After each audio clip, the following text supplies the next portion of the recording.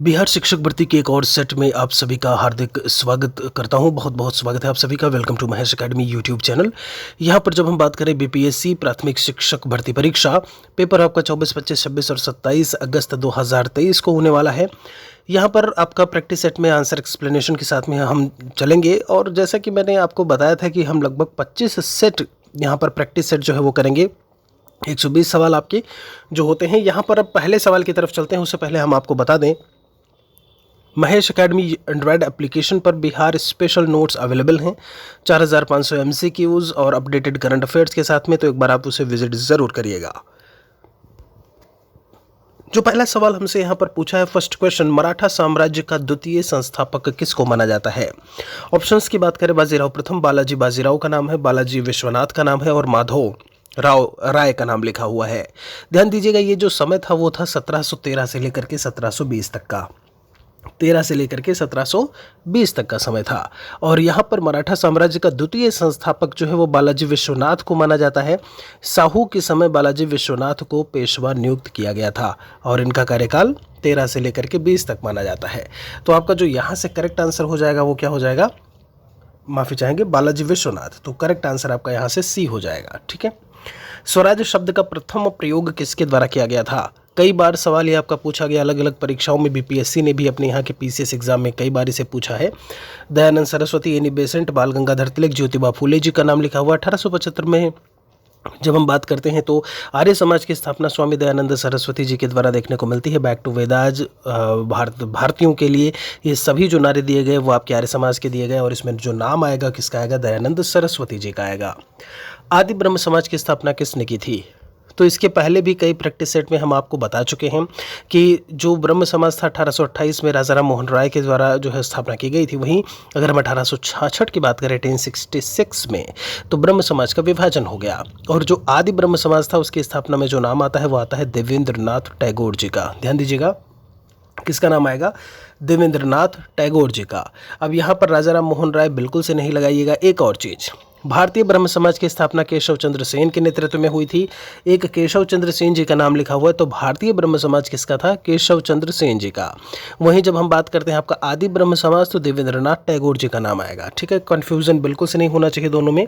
और जो तीसरा नाम है वो तो आप राजा राम मोहन राय जी का जानते ही हो। फ्रांसीसी ईस्ट इंडिया कंपनी का गठन किसके शासनकाल में हुआ था?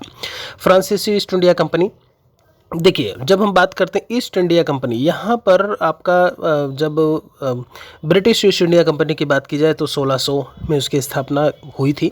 वहीं लुई 14वां के समय में मंत्री कोलबर्ट के द्वारा फ्रांसीसी ईस्ट इंडिया कंपनी की स्थापना कब हुई थी? 1664 में, 1664। तो लुई 14 थे उस समय।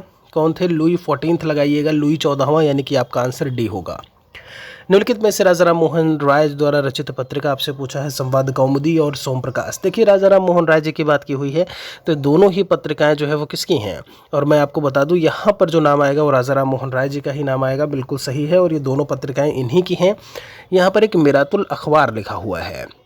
फारसी भाषा में मिरातुल अखबार पत्रिका का प्रकाशन किया था इन्होंने ही। ठीक है, तो पत्रिका और यहाँ पर किस किस भाषा में दिया हुआ है वो भी ध्यान रखने की ज़रूरत है। इंडियन नेशनल कांग्रेस का वास्तविक नाम किसने सुझाया था? अगर हम इंडियन नेशनल कांग्रेस की बात करें, देखिए आईएनसी की स्थापना 28 दिसंबर 1885 को गोकुलदास तेजपाल संस्कृत कॉलेज बम्बई में हुई थी। एलन ऑक्टेवियन ह्यूम ने कहा था इंडियन नेशनल यूनियन। बहुत अच्छे से याद रखेगा, आप देखोगे तो आप तुरंत ए.ओ. ह्यूम का नाम लगाओगे अगर आपने थोड़ा सा डीप में जाकर के पढ़ाई नहीं की है तो, क्योंकि कहीं ना कहीं संस्थापकों में नाम ए.ओ. ह्यूम का ही आता है। तो उन्होंने जो नाम दिया था वो दिया था इंडियन नेशनल यूनियन। क्या दिया था? Indian national union. दादा भाई नौरोजी के कहने पर इन्होंने इंडियन नेशनल कांग्रेस रखा था। नाम किसका आएगा? Grand old man of India का। आपका सही जवाब क्या हो जाएगा? लास्ट वाला। ठीक है। पुर्तगाली उपनिवेश का प्रथम गवर्नर भारत में कौन था? तो फ्रांसिस्को दी अल्मीडा का नाम आपने सुना होगा। बिल्कुल, यहाँ पर आप देखेंगे डियाज अल्मीडा का भी नाम है, अल्बुकर्क का नाम लिखा हुआ है। तो ये था फ्रांसिस्को डी अल्मीडा, भारत में प्रथम पुर्तगाली गवर्नर बन करके आया था। तो समय था कब का? समय आपको जानने की ज़रूरत है 1505। नाम किसका आएगा? अल्मीडा का। कांग्रेस के किस अधिवेशन में प्रत्येक कांग्रेसी को खादी पहनना अनिवार्य कर दिया गया था?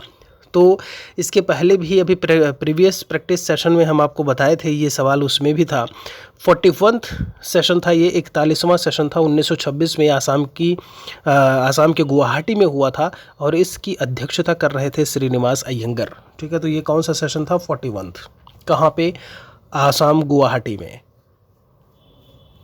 1926 का समय था। किस वायसराय ने चतुराईपूर्ण निष्क्रियता की नीति का पालन किया? अगर हम यहाँ से बात करें, जो 9 नंबर में लॉर्ड मेयो का नाम है, इसमें कैनिंग है, लॉरेंस है और लॉर्ड एलनबरो का नाम लिखा हुआ है। अफगानिस्तान के संदर्भ में लॉरेंस ने अहस्तक्षेप की नीति का पालन किया था, जो कि शानदार निष्क्रियता या चतुराईपूर्ण निष्क्रियता के नाम से जाना जाता है। किसके संबंध में? अफगानिस्तान के संदर्भ में ये बात हुई थी। तो इसमें नाम आएगा सर जॉन लॉरेंस का। ठीक है। निम्नलिखित में से किसने गांधी और लेनिन का नाम पर पर्चा जो है वो प्रकाशित किया था? यहाँ पर नजरुल इस्लाम का नाम है, अमृत डांगे हैं, यहाँ पर गुलाम हुसैन का नाम है, मुजफ्फर अहमद की अगर बात की जाए। ध्यान दीजिएगा, अगर हम इन ऑप्शंस की बात करें, गांधी और लेनिन नाम का पर्चा प्रकाशित करना, बम्बई में श्रीपाद अमृत डांगे, पूरा नाम क्या था? श्रीपाद अमृत डांगे ने गांधी और लेनिन नाम का पर्चा प्रकाशित किया था। 1921 में ये प्रकाशित किया गया था और उनके दृष्टिकोणों को कहीं ना कहीं उसमें तुलनात्मक तुलनात्मक अध्ययन जो है वो उनका किया गया था उस पर्चे में। ठीक है, तो अमृत डांगे का नाम लिखिएगा, श्रीपाद अमृत डांगे। स्वतंत्र भारत के प्रथम गवर्नर जनरल का नाम पूछा है, तो स्वतंत्र भारत के प्रथम, देखिए भारत की स्वतंत्रता की अगर हम बात करें तो उसके बाद 15 अगस्त 1947 को आज़ाद हुआ और स्वतंत्रता से जून 1948 तक प्रथम गवर्नर जनरल लॉर्ड माउंटबेटन रहे। बहुत ध्यान से समझिएगा इसे, जून 1948 तक, मतलब आज़ादी के समय यही थे। फिर उसके बाद क्या हुआ? 1948 से लेकर के 1950 तक भारत का एकमात्र गवर्नर जनरल जो था वो थे सी राजगोपालाचारी। तो बिल्कुल से कन्फ्यूज़न नहीं होना चाहिए। आपके अब पूछा स्वतंत्र भारत के प्रथम पूछा हुआ है, तो उस समय कौन थे? बिल्कुल, तो लॉर्ड माउंटबेटन का नाम आएगा। और जब आपसे पूछे उसके बाद अगर भारतीय नाम लगाता है तो भारतीय में सी राजगोपालाचारी लिख दीजिएगा। 1939 में सुभाष चंद्र बोस द्वारा किस संगठन की स्थापना की गई थी? 1939 में, ध्यान दीजिएगा, इसके जो महासचिव थे उनका नाम था देवव्रत विश्वास। क्या नाम था? देवव्रत विश्वास। संस्था का जो नाम था वो था आपका फॉरवर्ड ब्लॉक। ध्यान दीजिएगा, कांग्रेस का त्रिपुरी सेशन, कांग्रेस के त्रिपुरी, आपने त्रिपुरी संकट के बारे में भी सुना होगा। ठीक है, तो कांग्रेस की त्रिपुरी अधिवेशन के बाद 1939 में सुभाष चंद्र बोस ने फॉरवर्ड ब्लॉक की स्थापना की थी। 1939 याद रखिएगा तिथि। आगे इसमें चंद्रशेखर आज़ाद द्वारा हिंदुस्तान सोशलिस्ट रिपब्लिक एसोसिएशन का गठन कब किया गया था? हिंदुस्तान सोशलिस्ट रिपब्लिक एसोसिएशन, देखिए दो चीज़ें हैं, एक है आपका, जबकि हिंदुस्तान, देखिए दो चीज़ें हैं, एक है आपका हिंदुस्तान रिपब्लिक एसोसिएशन, इसका जो गठन हुआ था वो 1924 में हुआ था। फिरोज शाह कोटला मैदान अगर आपको याद हो थोड़ा सा भी अगर इसमें, तो दिल्ली में, तो 1924, और कानपुर से भी चीज़ें जुड़ी हुई हैं इसकी। तो हिंदुस्तान रिपब्लिक एसोसिएशन 1924 में सचिंद्र नाथ सान्याल के द्वारा, वहीं हिंदुस्तान सोशलिस्ट रिपब्लिक एसोसिएशन 1928 में किसके द्वारा? चंद्रशेखर आज़ाद जी के द्वारा। तो ये थोड़ा सा एक बीच में टर्म इनमें जुड़ गया है, हिंदुस्तान रिपब्लिक एसोसिएशन और हिंदुस्तान सोशलिस्ट रिपब्लिक एसोसिएशन। ठीक है, दोनों में 4 सालों का अंतर है, ये भी ध्यान रखिएगा। ठीक है, चलिए आगे चलते हैं। तो आंसर यहाँ का 1928 हो जाएगा आपका। 1904 में वी डी सावरकर द्वारा अभिनव भारत की शुरुआत कहाँ की गई थी? अभिनव भारत, वी डी सावरकर की अगर हम बात करते हैं, नासिक, मुंबई, कोलकाता और पुणे दिया हुआ है। तो 1899 में गठित मित्र मेला संगठन, ध्यान दीजिएगा, 1899 में एक संस्था आई जिसका नाम था मित्र मेला संगठन, और 1904 में उसी का नाम जो है अभिनव भारत कर दिया गया। वी डी सावरकर, जगह थी नासिक। ठीक है, एक गुप्त क्रांतिकारी संस्था थी और इसका अगर हम उद्देश्य को लेकर के बात करें तो क्रांतिकारी गतिविधियों द्वारा भारत को स्वतंत्रता दिलाना। ठीक है, तो अगर दोनों ही नाम बिल्कुल वही हैं आपके, ये चीज़ ध्यान रखिएगा। 1899 में मित्र मेला संगठन और 1904 में नासिक में अभिनव भारत नाम दिया गया वी डी सावरकर जी के द्वारा।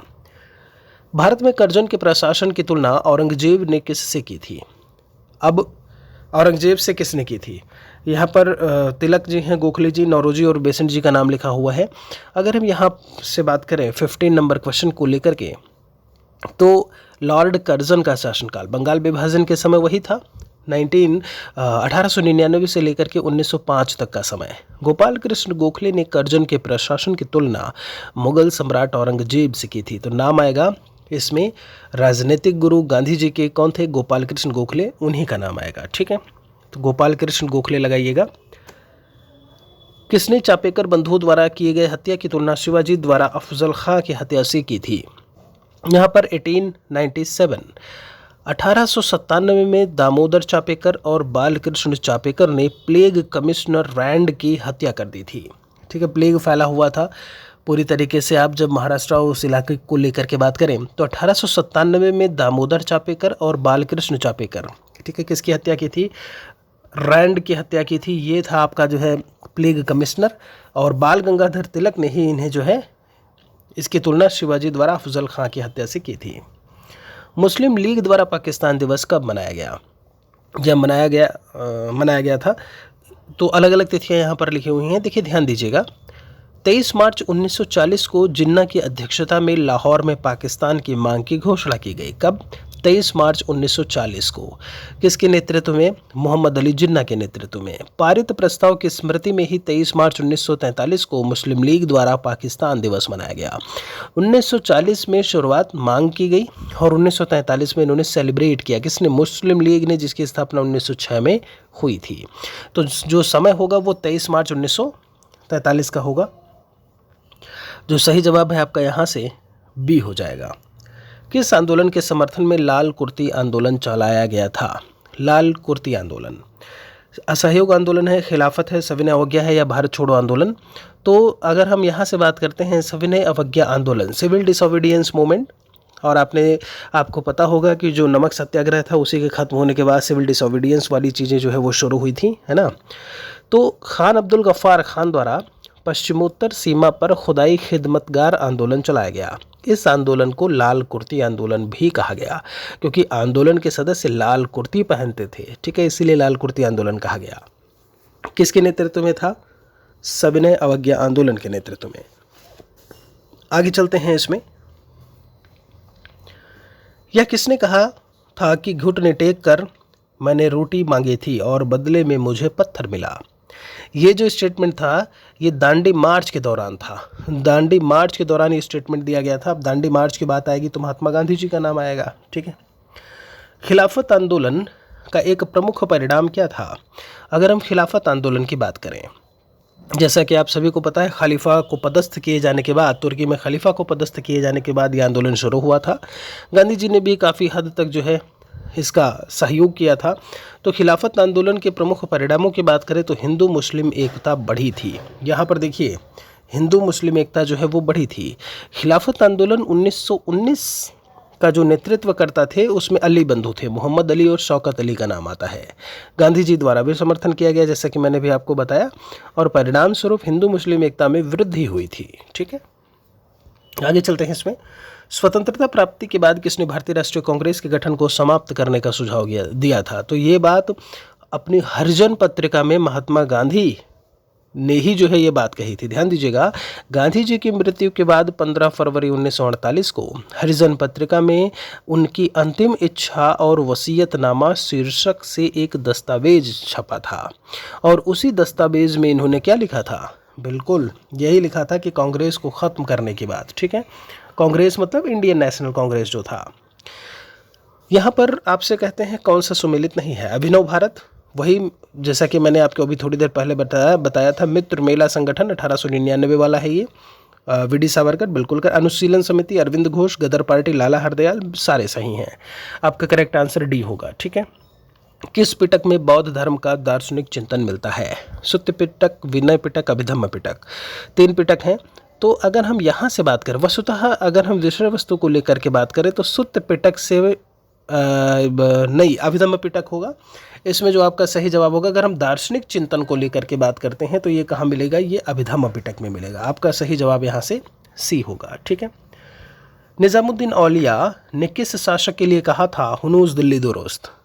यहाँ पर अगर हम बात करें निज़ामुद्दीन औलिया को, तो गयासुद्दीन तुगलक ने कहा था हुनूस दिल्ली दुरुस्त, अर्थात दिल्ली अभी दूर है। ठीक है, क्या कहा था? दिल्ली अभी दूर है। किसके लिए कहा गया था? गयासुद्दीन तुगलक के लिए। हिंदुओं के त्यौहार में शामिल होने वाला पहला मुस्लिम शासक कौन था? इल्तुतमिश, मोहम्मद बिन तुगलक, फिरोज शाह तुगलक हैं, अलाउद्दीन खिलजी का नाम लिखा हुआ है। तो अगर हम यहाँ से बात करें तो हिंदुओं के त्यौहार में शामिल होने वाला पहला मुस्लिम शासक नाम था, MBT करके बोलते थे, मोहम्मद बिन तुगलक था। ठीक है, तो आपका सही जवाब जो है यहाँ से क्या हो जाएगा? MBT, मोहम्मद बिन तुगलक। औरंगजेब के समय किस जाट विद्रोही नेता ने अकबर के मकबरे को लूटा था? अकबर के मकबरे को लूटा था, औरंगजेब के समय की बात है। ठीक है, यहाँ पर गोकुला राजाराम का नाम है, चूरामन का नाम लिखा हुआ है, छत्रसाल का नाम है।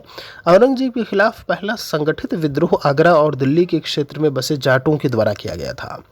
और यहाँ पर अगर मैं बात करूँ तो जो नेतृत्व करता थे विद्रोह में, उसमें राजाराम और चूरामन ने जो है नेतृत्व किया था। और मकबरे में लूटने का जो नाम आता है, या मकबरे में अकबर की हड्डियों को निकाल कर जला दिया था, ये काम किया था राजाराम ने। ठीक है, थे दोनों लोग, जैसा कि मैंने आपको बताया कि जाटों के द्वारा जो है कहीं ना कहीं विरोध किया गया।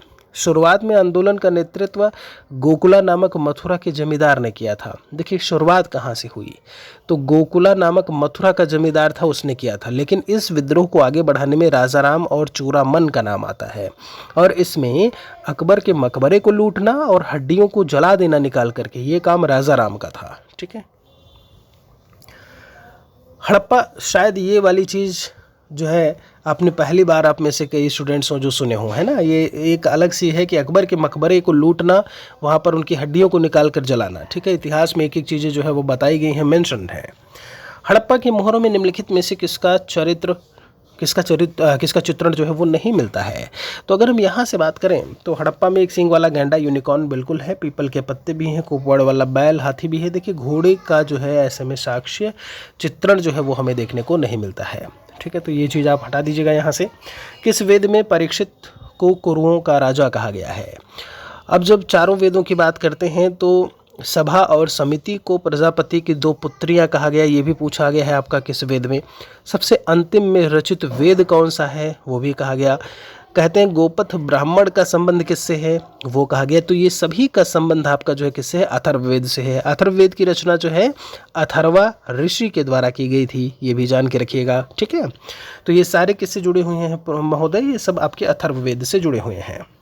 मेगास्थनीज के अनुसार मौर्यकालीन समाज में किस वर्ग का अस्तित्व नहीं था? मौर्यकालीन समाज की बात की गई है, तो ब्राह्मण है, सैनिक, अहिर और सभासद दिया हुआ है। देखिए मेगास्थनीज ने भारतीय समाज को 7 वर्गों में बांटा था। ठीक है, मेगास्थनीज, इसमें दार्शनिक था, किसान था, अहिर था, कारीगर, सैनिक, निरीक्षक और सभासद। ब्राह्मण का स्थान नहीं था। ठीक है, मौर्य काल में उच्च अधिकारी के रूप में वर्णित तीर्थ कितने प्रकार का होता था? तो अर्थशास्त्र की अगर हम बात करें तो मौर्य काल में उच्च अधिकारी तीर्थ जो है क्या होता था? उच्चाधिकारी तीर्थ कहलाते थे। और अर्थशास्त्र में कुल 18 तीर्थों की चर्चा मिलती है। ठीक है, जिनके लिए अधिकतर स्थानों पर महामात्र शब्द का उल्लेख देखने को मिलता है। तो प्रकार कितने थे? 18 लगाइएगा। आंसर आपका डी हो जाएगा। हाल ही में प्रकाशित पुस्तकों के संबंध में कौन सा इनमें से सुमेलित नहीं है?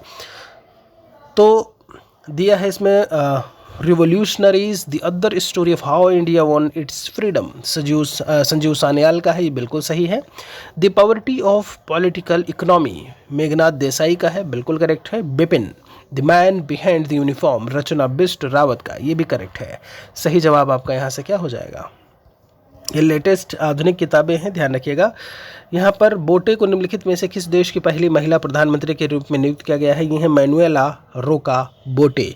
तो ये कहाँ की बनी है? ध्यान दीजिएगा, ये बनी है आपका इक्वेटोरियल गिनी। कहाँ? गिनी। सही जवाब आपका क्या हो जाएगा? बी हो जाएगा। ठीक है, स्लोवेनिया की पहली महिला राष्ट्रपति जिनका नाम है नताशा मूसर।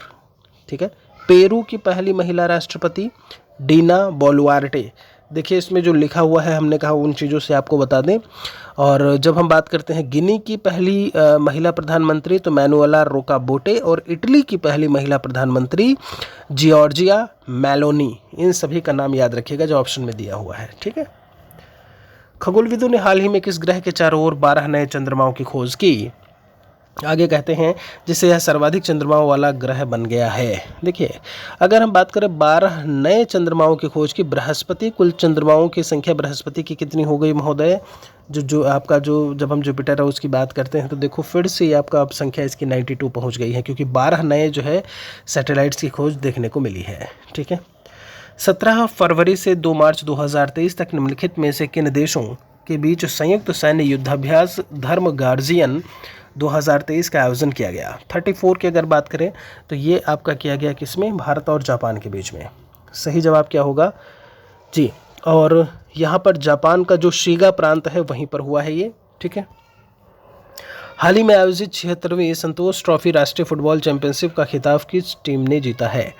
तो कर्नाटका की अगर हम बात करें तो कर्नाटक ने जीता है, किसको हरा करके? मेघालय को 3-2 से पराजित करके ये ट्रॉफी, ये फुटबॉल चैंपियनशिप है, याद रखिएगा। और कर्नाटक ने 54 साल बाद ये खिताब जीता है। किसको हराया है? मेघालय को 3-2 से। तो सही जवाब कर्नाटक हो जाएगा यहाँ से, संतोष ट्रॉफी फुटबॉल से, ठीक है। कलामंडलम कल्याणीकुट्टी अम्मा किस नृत्य शैली की एक भारतीय शास्त्रीय नृत्यांगना थी? तो अब यहाँ पर आप देख पा रहे होंगे जब हम बात करते हैं इसको लेकर के तो आपने मोहिनीअट्टम का नाम सुना होगा। मोहिनीअट्टम जो है आपका केरल से संबंधित है और ये उसी से संबंधित थी। मोहिनीअट्टम लगाइएगा यहाँ पे, ठीक है। भारतमाला परियोजना की शुरुआत कब की गई?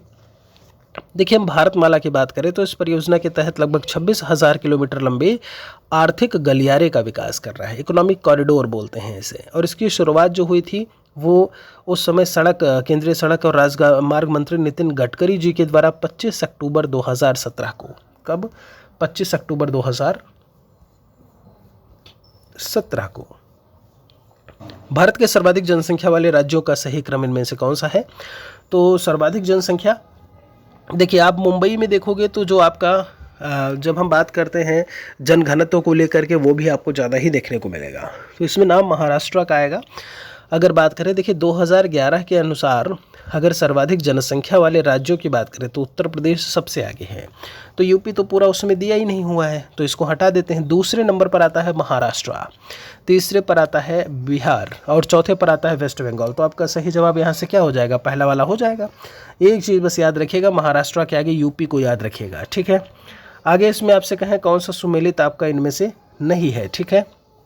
पत्रिकाएं लिखी हुई हैं तो रसखान प्रेम वाटिका, फिरदौसी का शाहनामा बिल्कुल सही, रविंद्रनाथ टैगोर हंगरी स्टोन लिखा हुआ है, अमृता प्रीतम का आंसू लिखा हुआ है। कामायनी आंसू झरना लहर किसकी है? जयशंकर प्रसाद जी की है। ये हटा दो बस यहाँ से आप, ठीक है। तो ये आपकी चीज़ यहाँ से अलग हो जाएगी, बाकी चीज़ों में कोई दिक्कत समस्या नहीं है, सही है। निम्नलिखित में से किस देश का राष्ट्रीय खेल फुटबॉल नहीं है? तीरंदाजी, देखिए अगर हम यहाँ से बात करते हैं राष्ट्रीय खेल फुटबॉल नहीं है, 40 नंबर में आपसे पूछा है, सही जवाब आपका मलेशिया होगा। भूटान तीरंदाजी, जापान की बात करें तो जूडो है वहाँ पर, यूएसए की बात करें तो बेसबॉल है, भारत का जो है वो हॉकी है, ठीक है। खाद्य मिलावट निवारण अधिनियम पहली बार कब लागू किया गया? खाद्य मिलावट निवारण अधिनियम ये आया था 1954 में। 1 जून को सर्वप्रथम अधिनियमित किया गया। 1 जून 1955 ईस्वी को ये लागू हुआ था। तो आया कब था? 1954 में, 1 जून 1955 को लागू हुआ था। तो ये बात याद रखिएगा, आना और लागू होना, ठीक है। यूरोपियन कमीशन का मुख्यालय जो है वो कहाँ पे है? यूरोपियन कमीशन ब्रुसेल्स, लग्जमबर्ग है आपका, जेनेवा और पेरिस दिया हुआ है। तो अगर हम बात करें यूरोपियन पार्लियामेंट, ध्यान दीजिएगा, यूरोपियन पार्लियामेंट लग्जमबर्ग में है, यूरोपियन कमीशन ब्रुसेल्स में है। कहाँ पे? ब्रुसेल्स में। और पार्लियामेंट कहाँ? यहाँ पे, ठीक है। तो ये चीज़ ध्यान रहे। रेड क्रॉस को अब तक कितनी बार शांति हेतु नोबेल पुरस्कार जो है वो दिया जा चुका है? रेड क्रॉस सोसाइटी की स्थापना 1863 में हुई थी। कब हुई थी? 1863, 1863 याद रखिएगा। अब तक इसे 1917 में, 1944 में और 1963 में शांति के नोबेल पुरस्कार मिल चुके हैं। प्रतिवर्ष विश्व रेड क्रॉस डे हम 8 मई को सेलिब्रेट करते हैं। सही जवाब 3 लगाइएगा।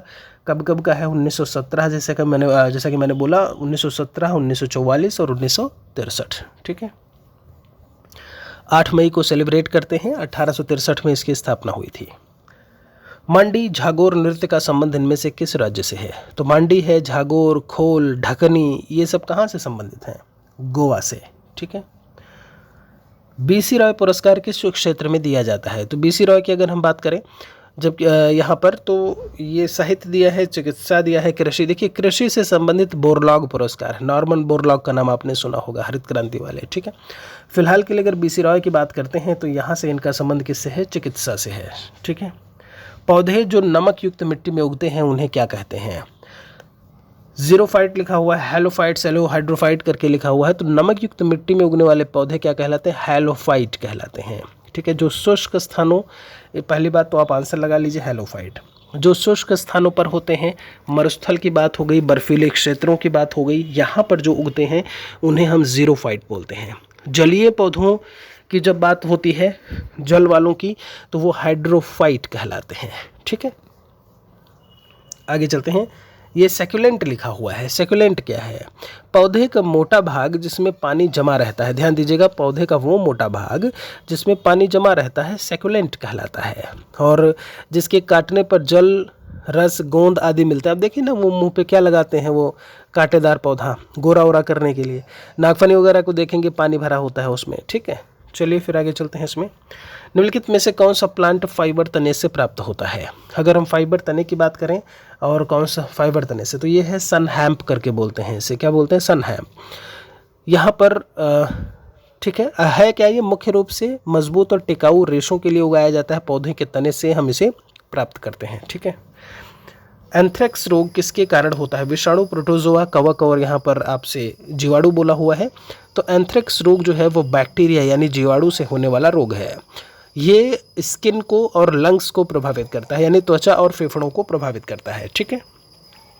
शरीर का तापमान इनमें से नियंत्रित कौन करता है? तो भूख की बात करें, भूख है, प्यास, ताप, प्यार, घृणा, पसीना, गुस्सा, खुशी, इन सभी को नियंत्रण करने का काम हाइपोथैलेमस का होता है। ध्यान दीजिएगा, किसका? हाइपोथैलेमस का। आपने मेडुला ऑब्लॉन्गेटा का नाम सुना होगा। ये मस्तिष्क का सबसे पिछला भाग होता है। कौन सा? मेडुला ऑब्लॉन्गेटा करके बोलते हैं इसे। ठीक है। तो आपका जो सही जवाब हो जाएगा यहाँ से, वो है हाइपोथैलेमस। रक्त के तरल घटक को कहा जाता है। देखिए, रक्त के आप देखोगे तो आरबीसी भी है, डब्ल्यूबीसी भी है, और कई सारे उसमें जो है प्लेटलेट्स, ये आपके ब्लड में ही जो है देखने को मिलते हैं। प्लाज्मा एक पीले रंग का तरल पदार्थ होता है जिसमें रक्त की कुल मात्रा लगभग 55% होती है, और रक्त के तरल घटक को प्लाज्मा कहा जाता है। क्या कहते हैं? प्लाज्मा कहते हैं। न्यूरॉन का कौन सा भाग कोशिका यानी साइटोन के दूर संकेतों को प्रसारित करने के लिए जिम्मेदार है? तो इसमें जो आपका सही जवाब आएगा वो क्या आएगा? एक्सॉन आएगा। ठीक है। मस्तिष्क का कौन सा भाग सांस लेने और दिल की धड़कन जैसी अनैच्छिक क्रियाओं को नियंत्रित करता है? देखिए, यहाँ पर अगर आपको याद हो तो भी थोड़ी देर पहले मैंने आपको बताया था, भूख, प्यास, तप, प्यार, घृणा, खुशी की बात करें, पसीना की बात करें, गुस्से की बात करें, हाइपोथैलेमस इस सब को देखता है। मेडुला ऑब्लॉन्गेटा मस्तिष्क का पिछला भाग, जैसा कि मैंने अभी आपको बताया। तो अगर हम प्रमुख कार्यों की बात करें तो ब्लड प्रेशर, हृदय की धड़कन जो होती है, श्वसन को नियंत्रित करना, ये सब काम किसका होता है? इसी मेडुला ऑब्लॉन्गेटा का होता है। ठीक है। तो आपका सही जवाब यहाँ से क्या हो जाएगा? सी हो जाएगा। आगे चलते हैं। आपसे कहते हैं बीसीजी वैक्सीन का इस्तेमाल किसकी रोकथाम के लिए किया जाता है? बीसीजी आपसे बोला हुआ है। तो देखिए, कहीं ना कहीं जब आपने टीबी का नाम सुना होगा, है ना, क्षय रोग करके है। क्षय रोग जो है वो बैक्टीरिया जनित रोग होता है, मतलब जीवाणु की हम बात करें, और फेफड़े को ये प्रभावित करता है। सही जवाब आपका सी हो जाएगा। सौर ऊर्जा एटीपी में बदलती है, ये किसके द्वारा आपसे पूछा हुआ है? तो क्लोरोप्लास्ट में सौर ऊर्जा एटीपी में बदल रही होती है। सही जवाब आपका क्या होगा? यहाँ से बी हो जाएगा, क्लोरोप्लास्ट लगाइएगा। 2 समांतर प्रतिरोध वाले सर्किट का कुल प्रतिरोध 1.403 किलो ओम दिया हुआ है। एक प्रतिरोध का मान 2 किलो ओम है, तो दूसरे का मान कितना होगा? देखिए, अगर हम बात करें यहाँ से, तो ये क्वेश्चन थोड़ा सा, मतलब आप बहुत कम ही उम्मीद करिए कि इस तरीके का क्वेश्चन आपको शायद ही जो है देखने को मिले, लेकिन कुछ कह नहीं सकते, एक आध सवाल आपके ऐसे आ जाते हैं। तो अगर हम रेजिस्टेंस की बात करें वो भी सीरीज़ में, तो उन्हें कैसे हम जोड़ते हैं? देखिए, जब सीरीज़ की बात होती है तो सीरीज़ में रेजिस्टेंस जो होगा वो टोटल रेजिस्टेंस की अगर हम बात करें, इक्विवेलेंट करें, तो R1 plus R2 plus R3 ऐसे करके हो जाता है। बट अगर हम समानांतर प्रतिरोधों की बात करें तो 1/R1 plus 1/R2 plus 1/R3 करके होगा। ठीक है, तो आपसे चूंकि यहाँ पर क्या दिया है, समानांतर बोला हुआ है, तो जब समानांतर बोला हुआ है तो ध्यान दीजिएगा, ज़रा गौर करिएगा इस पर।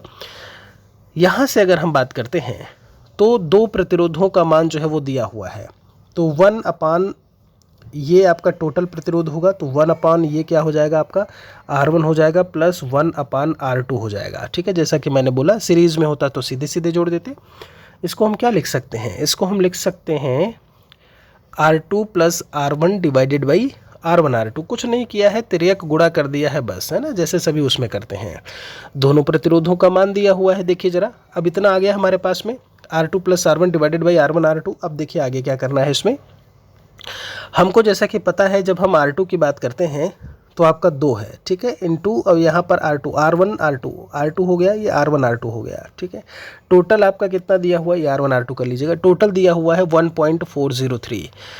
ठीक है, टोटल कितना है 1.403, तो ये आपका हो जाएगा 2R2 divided by 2 plus R2 is equal to 1.403। और यहाँ से दोस्त जब आप R2 की वैल्यू निकालेंगे तो ये आपका लगभग आएगा 4.70। ठीक है, जैसा कि मैंने बोला अगर आप इसको पैरेलल उसमें रखेंगे तो आपको चीज़ें समझ में आ जाएंगी। ठीक है, अदरवाइज़ थोड़ा सा कठिन सवाल था आपके लिए, डी आंसर हो जाएगा। निम्नलिखित में से कौन सा भौतिक परिवर्तन का उदाहरण है? कैन को क्रश करना, कैन को कुचलना, भोजन का पाचन बोला हुआ है। देखिए, भौतिक परिवर्तन बोला हुआ है, तो ये सब तो हमारे केमिकल वाली चीज़ों से हैं। ये कैन को कुचलने वाली बात किस में शामिल हो जाएगी? बस यही आप लगा दीजिए यहाँ पे, है ना। किसी वस्तु पर लगने वाले बल को मापने के लिए निम्नलिखित में से किस यंत्र का उपयोग किया जाता है? वोल्टामीटर, बैरोमीटर है, कमानीदार। देखिए, स्प्रिंग बैलेंस लिखा हुआ है, लगने वाले बल को मापने के लिए किसका? यही कमानीदार तुला है, इसको हम यूज़ में लेकर के आएंगे। सेल्सियस को केल्विन में बदलने के लिए आपसे सूत्र पूछा है, तो C/5 इक्वल टू F-32/9 करके होता है। C/5 C/5 equal to F-32/9 equal to K-273/5 ऐसे करके फॉर्मूला होता है। आप देखोगे जब तो K is equal to C plus 273.5 क्या आएगा? यहाँ से जो आपका एक फार्मूला निकल करके आएगा वो आपका होगा K is equal to C plus 273.15। ठीक है, यही आपका जो है वो फार्मूला होगा। ठीक है, प्रकाश का वर्ण विक्षेपण संभव है। वर्ण विक्षेपण मतलब डिस्पर्सन ऑफ लाइट, और ये किसके द्वारा होगा? प्रिज्म के द्वारा होगा। आपने देखा ना रेनबो, 7 रंगों में विभक्त हो जाना श्वेत प्रकाश का, तो सही जवाब पहला होगा। तापमान ध्वनि की गति को कैसे प्रभावित करता है? तापमान बढ़ने पर ध्वनि की गति बढ़ जाती है। ध्यान दीजिएगा, तापमान जैसे जैसे बढ़ेगा ध्वनि की गति वैसे वैसे जो है वो बढ़ती जाएगी। सही जवाब यहाँ से बी होगा। ठीक है, एक फ्लोरेसेंट लैंप एक हैलोजन लैंप से कैसे भिन्न होता है, कैसे अलग होता है? 61 में पूछा हुआ है। तो प्रकाश उत्पन्न करने के लिए गैस का प्रयोग करता है फ्लोरेसेंट लैंप, जबकि हैलोजन लैंप एक फिलामेंट का उपयोग करता है। फ्लोरेसेंट लैंप हैलोजन लैंप की तुलना में अधिक कुशल है। आप सही जवाब यहाँ पर क्या लगाएंगे? लास्ट वाला डी लगाएंगे। ठीक है, ए और बी दोनों आपके करेक्ट हैं। गर्म करने पर एक सेमी कंडक्टर यानी अर्धचालक का जो रेजिस्टेंस यानी जो प्रतिरोध होगा वो क्या होगा? गर्म करने पर बात की हुई है। ध्यान दीजिएगा, जब हम एक चालक की बात करते हैं, अर्धचालक एक ऐसी सामग्री है जिसका प्रतिरोध एक कंडक्टर यानी चालक और इंसुलेटर के प्रतिरोध के बीच होता है। बात को समझिएगा, इंसुलेटर और कंडक्टर दोनों के बीच का जो है होता है क्या? जब हम अर्धचालक की बात करते हैं, तापमान बढ़ने पर कंडक्टर के अणुओं के कंपन के कारण प्रतिरोध बढ़ जाता है। ठीक है, ध्यान रखिएगा। लेकिन यहाँ पर अगर हम बात करते हैं अर्धचालकों को लेकर के, तो इनके साथ में क्या होगा? घटता है। बी आंसर होगा। एक ही प्रकाश का परमाणु निम्न में से किस में मिलता है? तो खनिज यौगिक है आपका, प्राकृत तत्व है, ये दिया हुआ है, खनिज मिश्रण या फिर इनमें से कोई नहीं। ध्यान दीजिएगा, वैसे पदार्थ जिसमें केवल एक ही प्रकार के परमाणु पाए जाते हैं उसे हम प्राकृत तत्व कहते हैं। ये है ही, इनकी डेफिनेशन ही यही है। समझ रहे हो आप? यौगिक दो या दो से अधिक तत्वों के एक निश्चित अनुपात में संयोजन के बाद बनता है, ठीक है। जबकि किसी भी अनुपात में मिलने से मिश्रण की प्राप्ति होती है। वायु की बात करो, मिश्रण उसमें सभी किसी न किसी अनुपात में मिले हुए हैं, कोई इसमें फिक्स्ड वो नहीं है। यौगिक में क्या होता है, निश्चित अनुपात होता है। और जब हम एक ही प्रकार के परमाणुओं की बात करें तो वो प्राकृत तत्व होंगे। सही जवाब क्या होगा? पानी की टंकी में फंगी को नष्ट करने के लिए इनमें से इस्तेमाल किसका करते हैं? तो आपने नीला थोथा का नाम सुना होगा, ठीक है। कॉपर सल्फेट करके उसे बोल देते हैं। तो फल, सब्जियों और पानी की टंकियों के संरक्षण में से यूज में लाया जाता है कॉपर सल्फेट, CuSO4 होता है इसका फॉर्मूला, ठीक है। आधुनिक रसायन शास्त्र का जनक इनमें से किसे कहा जाता है? तो इसमें जो नाम आता है, जैसे हम ऑक्सीजन की खोज के लिए इनका नाम सबसे आगे देखने को मिलता है और नाम आएगा लैवोजियर, ठीक है। इनका नाम था फ्रांसीसी एंटोनी लैवोजियर, ठीक है।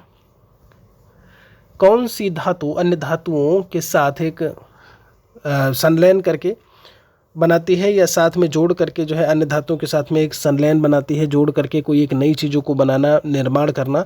तो जब हम बात करते हैं पारा की, लोहा है, एल्युमिनियम है या फिर इनमें से एक से अधिक? ध्यान दीजिए, पारा की अगर हम बात करें, एक ऐसी धातु है, रासायनिक रूप से एक तत्व भी है। ये धातु है, रासायनिक रूप से एक तत्व भी है।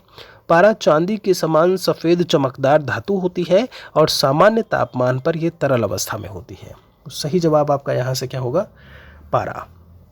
यूरिया में उपस्थित होने वाले तत्व, तो यहाँ पर आपसे पूछा है, कुल मिला के अगर आपको फार्मूला पता है तो बता ले जाओगे। फार्मूला क्या होता है? NH2CONH2, ये होता है फार्मूला।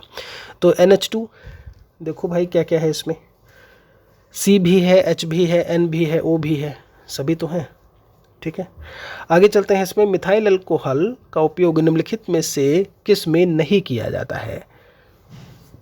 मिथाइल अल्कोहल या मेथिल अल्कोहल बोल देते हैं। देखिए, हाइड्रोकार्बन के उत्पाद में, फॉर्मेल्डिहाइड के निर्माण में, ये तो बिल्कुल सही है। शराब उत्पाद पेय पदार्थ के रूप में या फिर इनमें से कोई नहीं? देखिए, शराब उद्योग की अगर हम बात करें तो पेय पदार्थ के रूप में इसका यूज़ बिल्कुल से नहीं होता है। अगर आपको याद हो तो आपने कई जगह देखा होगा, जब शराब से कई व्यक्तियों की मृत्यु होती है अचानक से, है ना, आपने खबर पढ़ी होगी कि जो लोकल वाली होती है ना, शीशी और बोतलों में भर के जो बेची जाती है, तो उसमें मेथिल अल्कोहल मिला देते हैं, जो सबसे ज़्यादा नशीला होता है और वही सबसे ज़्यादा खतरनाक होता है। तो मेथिल अल्कोहल को अब हटा दीजिए, ये इसमें यूज़ में नहीं आता है, ठीक है। किस तत्व में न्यूट्रॉन की संख्या सर्वाधिक होती है? बोरॉन है, ऑक्सीजन, नाइट्रोजन या फिर इनमें से कोई नहीं? तो देखिए, अब इन सभी को कहीं ना कहीं आपको, जब तक आप इनका परमाणु क्रमांक और परमाणु भार नहीं जानेंगे, आप न्यूट्रॉनों की संख्या कैसे फाइंड आउट करेंगे, और तब तक आप बता नहीं पाओगे। तो अगर हम बोरॉन की बात करते हैं, ठीक है, अगर हम बोरॉन, तो इसका परमाणु क्रमांक 5 होता है, ठीक, और ये आपका कितना होगा? 11। इसमें जब हम बात करें तो प्रोटॉनों की संख्या, आपसे क्या पूछा है इसमें? न्यूट्रॉन की संख्या, ठीक है। तो न्यूट्रॉन की संख्या क्या हो जाएगा? 11। आप इसमें से इसको माइनस करते हैं तो इसमें 6 आ जाएगा, ठीक। मैं बोरॉन की बात कर रहा हूँ। नाइट्रोजन में क्या होता है? नाइट्रोजन का होता है 7n14। इसमें जो है कितनी संख्या हो जाएगी? 7 हो जाएगी। किसकी? मैं न्यूट्रॉनों की बात कर रहा हूँ, क्योंकि परमाणु भार में से जो परमाणु क्रमांक है उसे आपको घटा देना है बस, ठीक है। अब ऑक्सीजन की बात कर लेते हैं। ऑक्सीजन क्या होता है? 8O16 होता है, तो इसमें 8 आ जाएगा। तो आपसे पूछा सर्वाधिक किस में होगी, तो सर्वाधिक किस में होगी? ऑक्सीजन में होगी। बहुत अच्छी बात है। गैस वेल्डिंग निम्न में से कौन सा गैस प्रयोग किया जाता है गैस वेल्डिंग के लिए? तो ऑक्सीजन और एसिटिलीन यूज़ में आती है। कौन सी? ऑक्सीजन और एसिटिलीन गैस को यूज़ में लेकर के आते हैं। भारत के संविधान के ऊपर सबसे अधिक प्रभाव निम्नलिखित में से किसका माना जाता है? तो गवर्नमेंट ऑफ इंडिया एक्ट 1935। पिछले कई प्रैक्टिस सेट में हम आपको बता चुके हैं कि बहुत बड़ा भाग जो है वो हमने अंगीकार किया, शामिल किया अपने भारतीय संविधान में। सही जवाब जो है यहाँ से डी होगा। हमारे देश में न्यायिक समीक्षा की धारणा किस देश से ली गई है? न्यायिक समीक्षा जिसे हम जुडिशियल रिव्यू बोलते हैं, और ये कहाँ से लिया गया है? यूनाइटेड स्टेट्स ऑफ अमेरिका से लिया गया है, ठीक है। आगे है, भारतीय संविधान के निम्नलिखित में से किस भाग में सामाजिक एवं आर्थिक लोकतंत्र को सुनिश्चित किया गया है? तो सामाजिक और आर्थिक लोकतंत्र, देखिए, सोशल और इकोनॉमिक जस्टिस की जो बात की गई है वो नीति निदेशक सिद्धांतों में अनुच्छेद संख्या 36 से लेकर के 51 तक में इन्हीं के बारे में वर्णन किया गया है। भारत के उपराष्ट्रपति की बात की हुई है, तो ये लोकसभा का पदेन अध्यक्ष, राज्यसभा का पदेन अध्यक्ष, आपसे लोकसभा नहीं। देखिए, भारत का उपराष्ट्रपति नियुक्त किए जाने के लिए किसी व्यक्ति का राज्यसभा का सदस्य बनने की योग्यता हमेशा होनी ही चाहिए। ठीक है, साथ ही उपराष्ट्रपति राज्यसभा का पदेन अध्यक्ष भी होता है, ये बात आप जानते हो। तो सही जवाब यहाँ से क्या हो जाएगा, राज्यसभा वाला। ठीक है, आगे चलते हैं। यहाँ पर आज आपको भी बताना है, ध्यान दीजिएगा। एक क्वेश्चन है, देखते हैं कितने बच्चे कमेंट सेक्शन में आंसर करेंगे। अभी भी आप आंसर कर सकते हो, बाद में कमेंट में भी लिख दीजिएगा। अगर हम राज्यसभा की बात करते हैं तो टोटल सीट्स जो है वो राज्यसभा में कितनी है, साथ में लोकसभा में टोटल सीट्स कितनी है। लोकसभा और राज्यसभा की कुल सीटों की संख्या आपको बताना है कमेंट में। ठीक है, मैं वर्तमान और कुल सीटों की संख्या की बात किया हूँ, वर्तमान में टोटल सीट्स कितनी है। ठीक है, भारतीय संसद के उच्च सदन को किस नाम से जाना जाता है, senate, Rajya Sabha, Vidhan Sabha, house of. ये देखिए, जब हम यहाँ से बात करते हैं तो आर्टिकल 79 क्या कहता है, राष्ट्रपति, राज्यसभा और लोकसभा से भारतीय संसद जो है वो बनेगा। ठीक है, ये कहता है कौन सा आर्टिकल 79। यहाँ पर जब हम राज्यसभा की बात करते हैं, राज्यसभा जिसे हम लोग हाउस ऑफ स्टेट्स की बात करें, ये हमारा क्या होता है, उच्च सदन होता है, द्वितीय सदन होता है।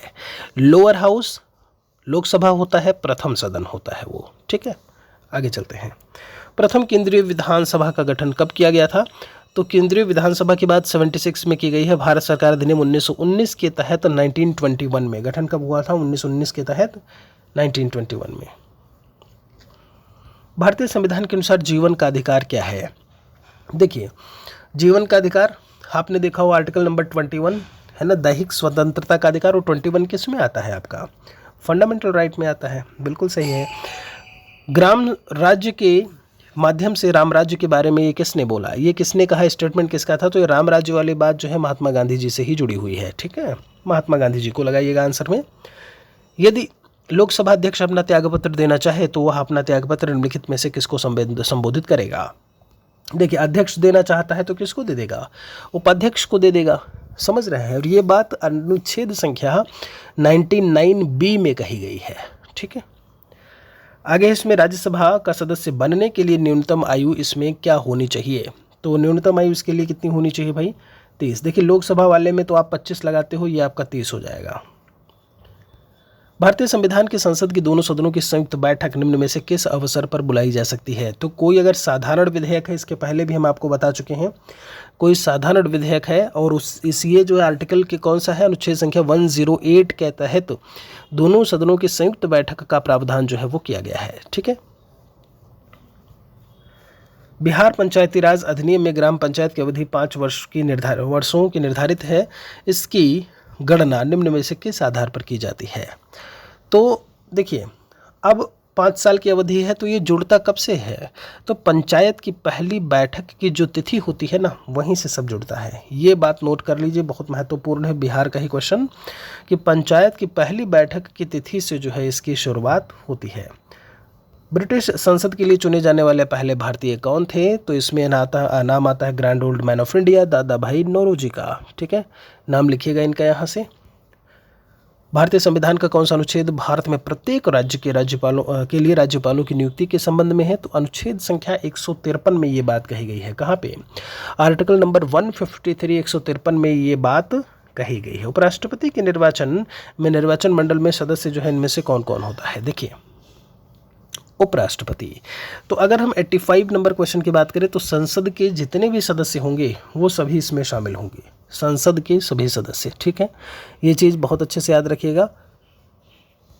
आगे चलते हैं, इसमें उत्तर क्षेत्रीय परिषद का मुख्यालय निम्न में से कहाँ पर स्थित है, तो ये हमें देखने को मिलेगा नई दिल्ली में। उत्तर क्षेत्रीय परिषद कहाँ पे, नई दिल्ली में। लाल और पीली मृदा में निम्नलिखित में से किस जैव पदार्थ की कमी पाई जाती है। देखिए, लाल और पीली मृदा की नाइट्रोजन, ह्यूमस, फास्फोरस दिया हुआ है या फिर इनमें से सभी। अगर हम बात करें लाल और पीली मिट्टी को लेकर के, तो नाइट्रोजन है, फास्फोरस है, ह्यूमस है, जैव पदार्थों की कमी पाई जाती है। इस मिट्टी में ज़्यादा क्या रहता है, तो लाल है तो लोहा रहेगा, चूना पत्थर है, एल्यूमिनियम है, ये सब रहता है। और इनके अगर हम क्षेत्रों की बात करें तो मध्य प्रदेश, झारखंड, उत्तर प्रदेश में, आपका छत्तीसगढ़ में है ना, इन एरिया में जो है ये मिट्टी सबसे ज़्यादा देखने को मिलती है।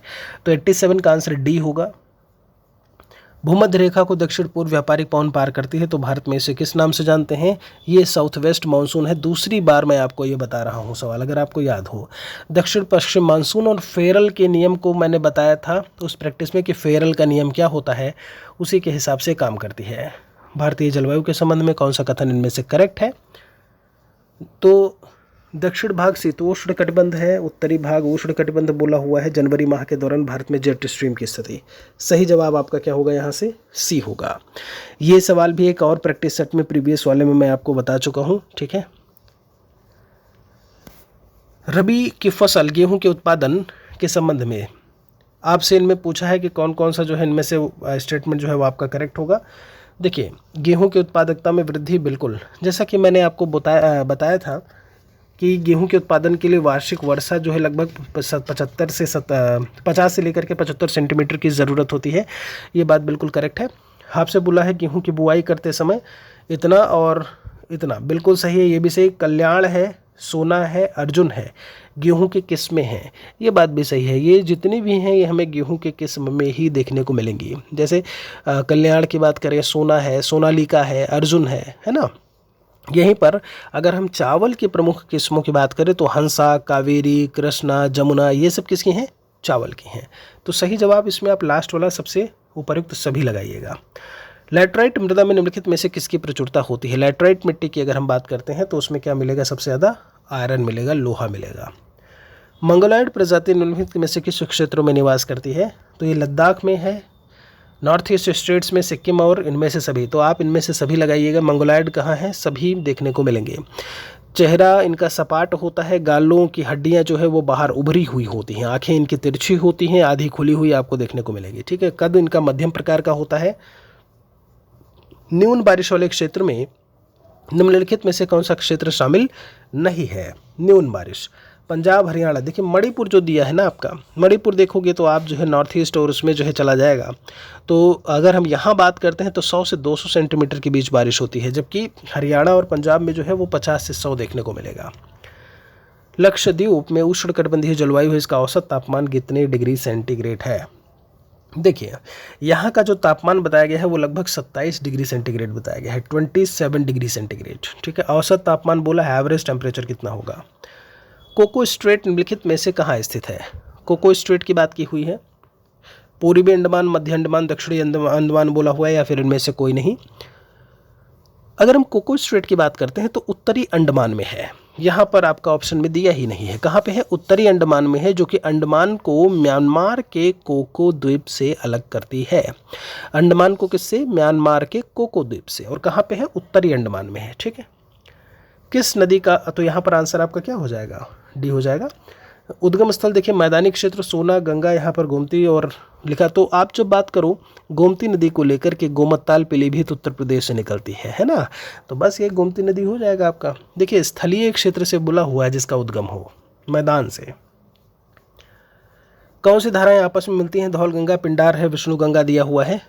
तो अगर हम इनकी बात करें 97 नंबर क्वेश्चन में, तो धौली गंगा और विष्णु गंगा विष्णु प्रयाग के निकट आपस में मिलती हैं, जो कि अलकनंदा की दो धाराएं हैं, समझिएगा, ठीक है।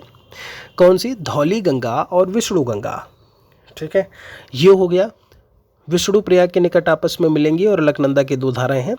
रुद्र प्रयाग के निकट अलकनंदा नदी के दाएं तट पर मंदाकिनी नदी मिलती है, और मंदाकिनी नदी पर ही आपको केदारनाथ धाम जो है वो देखने को मिलेगा।